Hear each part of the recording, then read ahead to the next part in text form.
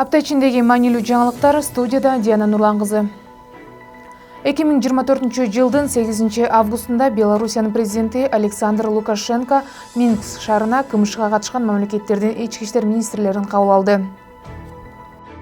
Александр Лукашенко конокторду тосуп, КМШ өлкөлөрүнүн укук коргоо органдарынын мындан ары интеграциясын колдоорун билдирди. Биз тең укуктуу өнүктөштүк, жакшы келишимдик база менен бекемделген, убакыттын сыноосунан өткөн ачыктык, ишеним жана өз ара жардамдашуу принциптеринде түзүлгөн. Биргелешип иштеген жылдары биз бир нече жолу ынандык. Глобалдуу чек ара аралык, ошондой эле ички коркунучтарга бирге гана мүмкүн болушунча натыйжалуу каршы турууга болот деп ишендирди Александр Лукашенко. Жолугушуунун катышуучулары КМШга катышкан мамлекеттердин ички иштер министрлер кеңешинин жыйыны, шериктештик өлкөлөрүнүн ички иштер органдарынын ортосундагы, анын ичинде экстремизм, баңгизаттарды мыйзамсыз жүгүртүү, кибер кылмыштуулук жана башка менен күрөшүү багыттары боюнча өз ара аракеттенүүнү бекемдөө боюнча таасирдүү чара болорун белгилешти.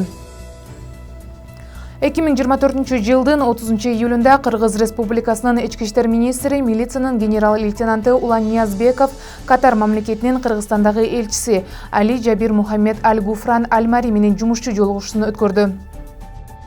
Улан Ниязбеков белгилегендей, бүгүнкү күндө эки мамлекет ортосунда соода, коопсуздук, энергетика, саламаттыкты сактоо, инвестициялар жана туризм сыяктуу маанилүү чөйрөлөрдө кызматташтык активдүү өнүгүүдө экендигин белгиледи. Ички иштер министрлигинин жетекчиси кылмыштуулукка каршы натыйжалуу күрөшүү максатында ошону менен бирге Кыргыз Республикасынын ички иштер министрлиги Катар мамлекетинин ички иштер министрлигинин ортосундагы жылуу жана достук мамиледе болуп келе жаткан кызматташууну мындан ары да өркүндөтүп өнүктүрүүгө даяр экендигин билдирди. Өз кезегинде Али Жабир Мухаммед Аль-Куран Аль-Мари Катардын Кыргызстандагы элчилиги эки тараптуу мамилелердин мындан аркы жемиштүү өнүгүшүнө даяр экендигин баса белгиледи. Жолугушуу жылуу жана достук маанайда өттү.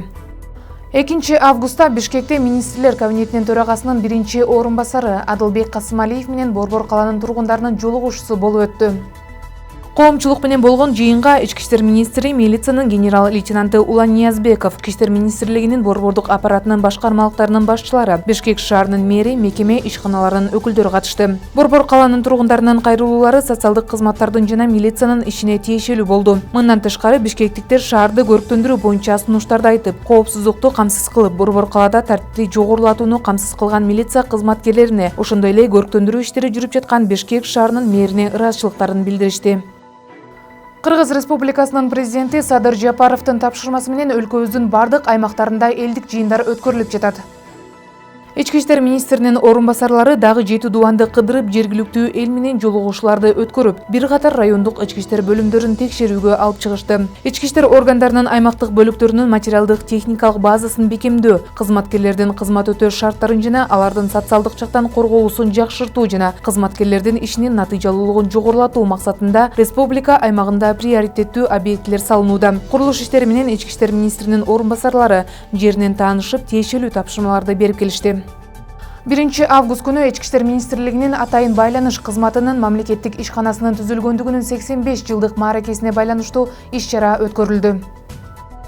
Салтанаттуу иш-чарага Кыргыз Республикасынын ички иштер министринин орун басары, милициянын генерал-майору Сүйүнбек Ниязбеков, мамлекеттик ишкананын ардагерлери, жетекчилиги жана кызматкерлери катышты. Өз милдеттерин мыкты аткарган жетишкендиктери менен өзгөчөлөнгөн 4 кызматкерге сыйлыктарды министрдин орун басары Сүйүнбек Ниязбеков тапшырды. Атайын байланыш кызматы мамлекеттик ишканасынын директору Эрмек Дурусалиев бүгүнкү санариптештирүүдө орунда өздүк курамы менен биргеликте ишмердүүлүктү чындоого аракеттер көрүлүп жаткандыгын айтты. Атайын байланыш кызматы бул режимдик аскерлештирилген ишкана. Ал атайын кызматтардын категориясына кирет жана анын функцияларына мамлекеттик маанидеги жүктөрдү жана жөнөтүүлөрдү кабыл алуу, ташуу жана жеткирүү кирет. Бул кызматтын жеткирген жүктөрүнүн өзгөчөлүктөрү өтө кенен. Ички иштер министрлигинин кылмыш иликтөө башкы башкармалыгынын кызматкерлери Ысык көл райондук ички иштер башкармалыгынын ыкчам кызматкерлери менен биргеликте кылмыштардын алдын алуу, бөгөт коюу, бетин ачуу, ошондой эле өлкөнүн ири туристтик аймагында мыйзамсыз баюу максатында келген айрым адамдарды аныктоо боюнча иш-чараларды байма-бай өткөрүп турушат.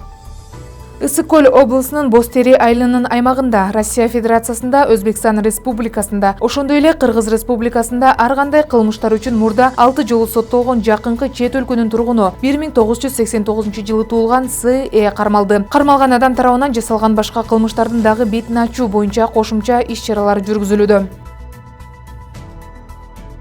Ички иштер министрлигинин баңгизаттарды мыйзамсыз жүгүртүүгө каршы күрөшүү кызматынын кызматкерлери Кара Куурай операциясы учурунда Бишкекте синтетикалык баңгизатын таратуу менен алектенип жүргөн 2002 жылы туулган Б.Л. аттуу жаранды кармады. Синтетикалык баңгизатын ташыган курьер Telegram каналы аркылуу куратор делген адамдан заказ алып, аларды Бишкек шаарынын жана Чүй областынын аймагында кыстырмаларда таратуу менен алектенген. Ыкчам издөө иш-чараларынын жүрүшүндө баңгизаттарды мыйзамсыз жүгүртүүгө каршы күрөшүү кызматынын кызматкерлери синтетикалык баңгизаттарды мурунку кыстырмаларынын жайгашкан жерлерин аныкташкан. Мындай 10 кыстырмалар табылган. Алынган психотроптук заттардын жалпы салмагы 1 кг 240 граммды түзгөн. Бул фактылар боюнча Кыргыз Республикасынын кылмыш жаза кодексинин 282 беренеси боюнча кылмыш иши козголгон. Кармалган 2002 жылы туулган Б.Л. аттуу жаран убактылуу кармоо жайына киргизилди. Учурда Telegram уюлдук мессенджер аркылуу жаштарды ишке тартып, кыстырма жүргүзүү катары иш менен камсыз кылып жаткан адамдарды аныктоо боюнча ыкчам издөө иш-чаралары жүргүзүлүүдө. Кыргыз Республикасынын Ички иштер министрлиги жаңы санариптик кызмат көрсөтүүнү ишке киргизгендигин жарыялайт.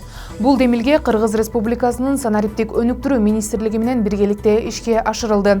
Эми сиз 3 сааттын ичинде соттолбогондугу тууралуу маалымат ала аласыз.